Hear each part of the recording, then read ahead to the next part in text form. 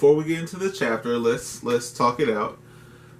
If you hear anything underneath the video or behind the video that you can't see, Call is out. If you don't know who Call is, welcome to the channel. Subscribe because you're new. Call is my puppy who might bump into the camera or chew on stuff underneath the video. Who knows? He might even show up in the video if he jumps up here. But he's out in my recording room. So let's wrap. Let's chat for a little bit. I'm back from vacation. I'm back from this little 2-week hiatus, and vacation was outstanding.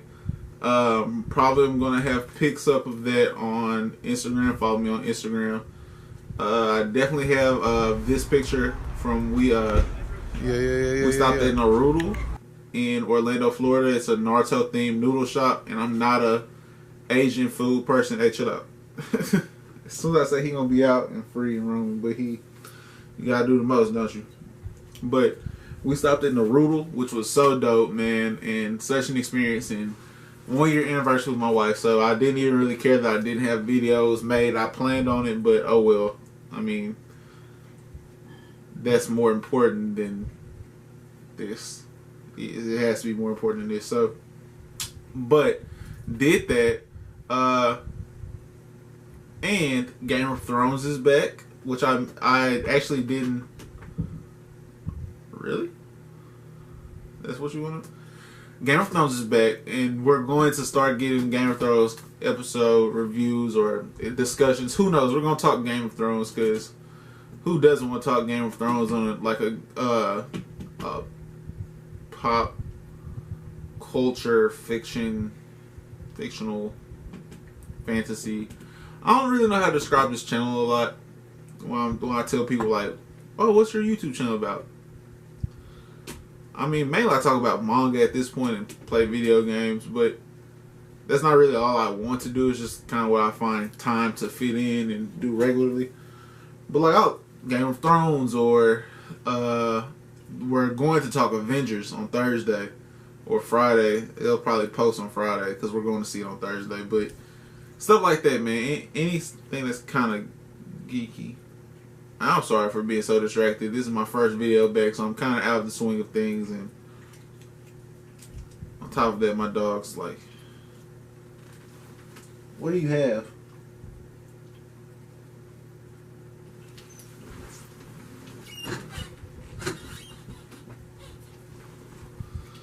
Yep, you know what that means. You just...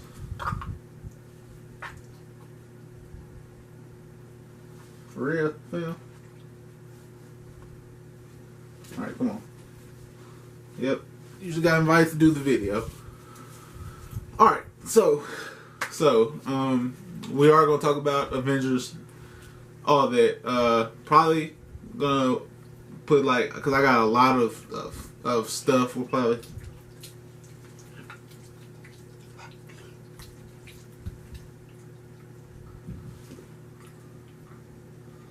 you good, fam? There you go. That's what you get. Alright. Chapter. That's what you guys are here for. Escape. Bro, this arc, outstanding.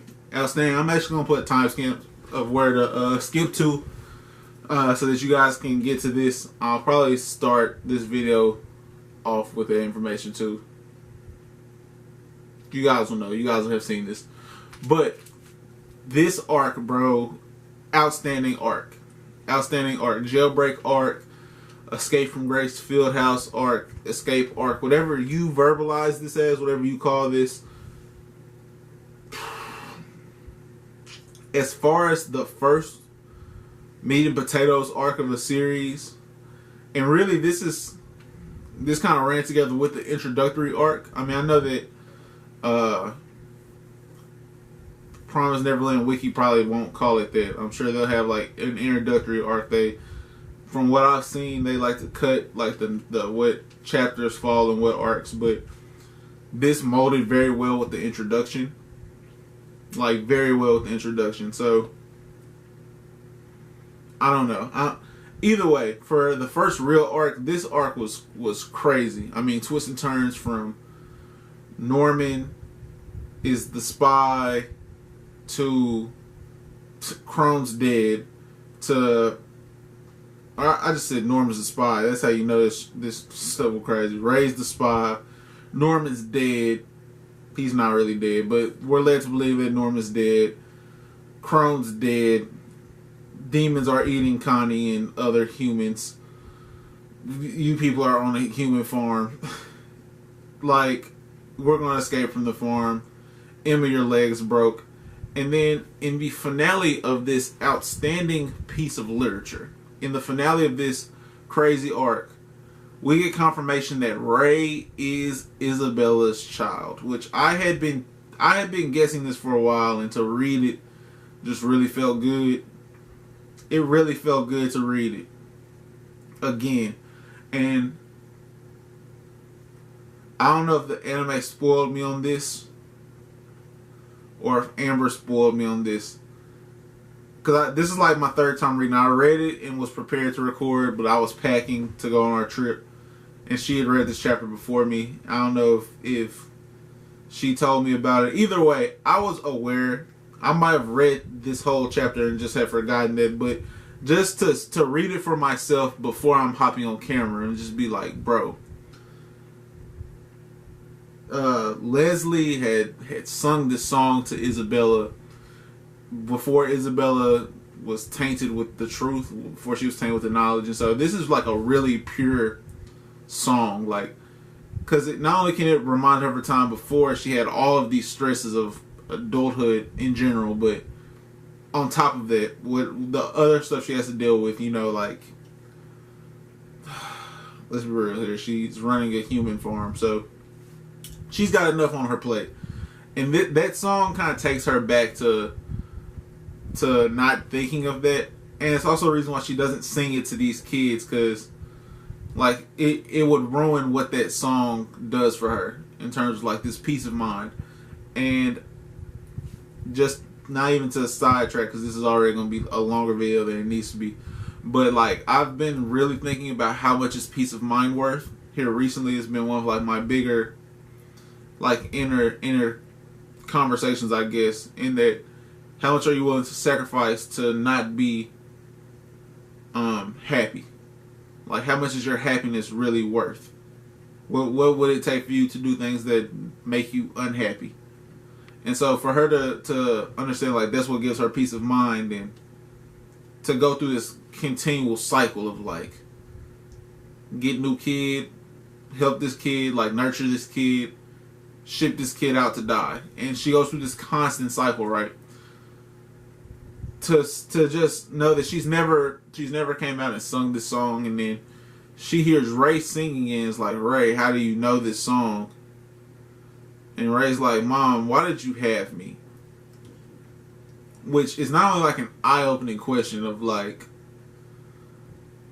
that's a really deep conversation to have with a child at all, especially that young. And then for her to be like, to survive, like for her to have an answer for it, like to survive. Like this was my means of survival. This was my means of fighting, was to follow their process and become something that they couldn't do what they wanted to with. That like I had options, and so this was one of the options, and this was what I chose to do, and it's to have you. And I mean, to have an answer that this child can understand, to have an answer to a question like that at all. For Ray to understand, like, it's just a lot of like complex mental processing going on that I'm really enjoying.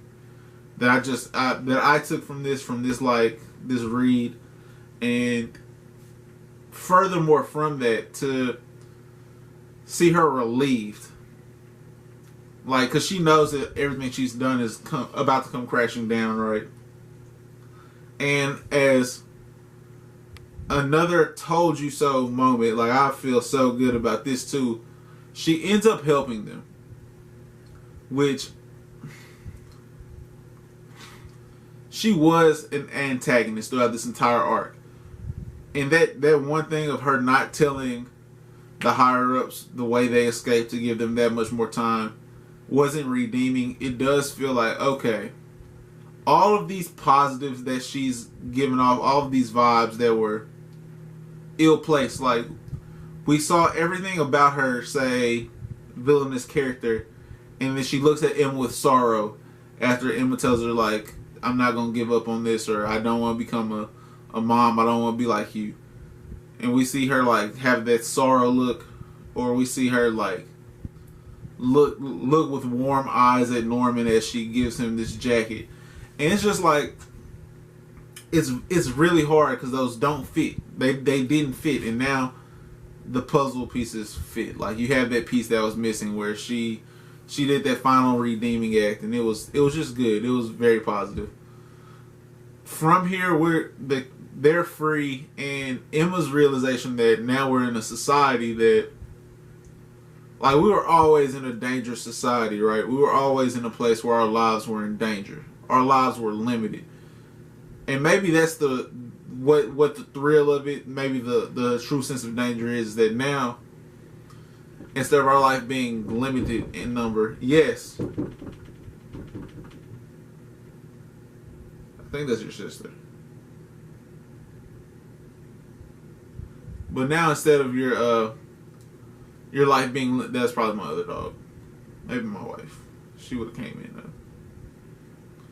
But instead of it being like limited in number, where there is a finite number, like we know where it ends at, now we can find civilization. Like it's the air of uncertainty is kind of the thrill of this, where we might have to make our own civilization. Like us 15 kids, we might walk into a herd of demons past this patch of the forest, and now what we gonna do? Or like we might walk into New York City full, and what we gonna do? It's just it's crazy, man. It's crazy to think of what they're having to deal with, and to know that 3 months of hard work for Emma, and less than that for everyone else, was still like very hard work, and a lot of mental processing, a lot of having to accept that what you believe and what you've been led to believe is not the truth, has led to where we're at right now. This next arc has got to be fire, because I don't see how you can expectations for this next arc. On one hand,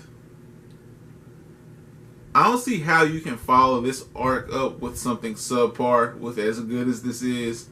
You've set your bar extremely high for me, but at the same time, you've set your bar so high. Like, it's gonna be really hard for you to top, and I want you to top it. I mean, greedy reader, but to see that first 37 hits. So what follows that, man? What follows that?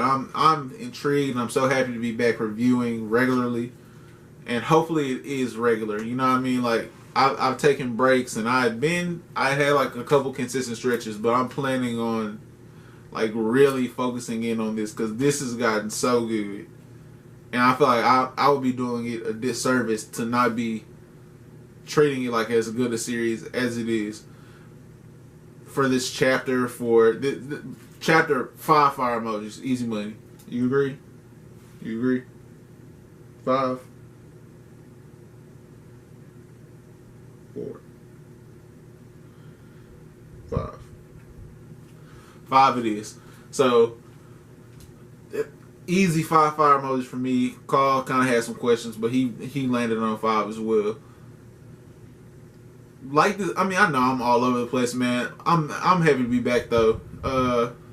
Like this video if you liked it. Dislike it if you didn't. I mean, they both go a long way to helping this channel. Subscribe if you're new, and hit the notification bell for the Promised Neverland content, the other established content, the new content, all that. Be ready for all that, because we're coming back with some fire content for sure.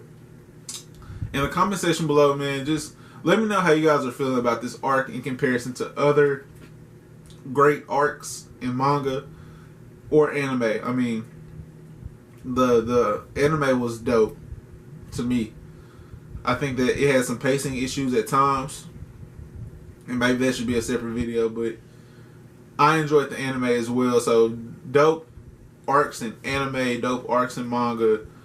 Where does this rank for you guys? Where did you feel with this? That's what I really want to know, man. And have a great rest of your day. I hope this video starts the week off right for you, or if another video, I hope this continues that, whatever it is. But have a great rest of your day, guys. Peace. Say what?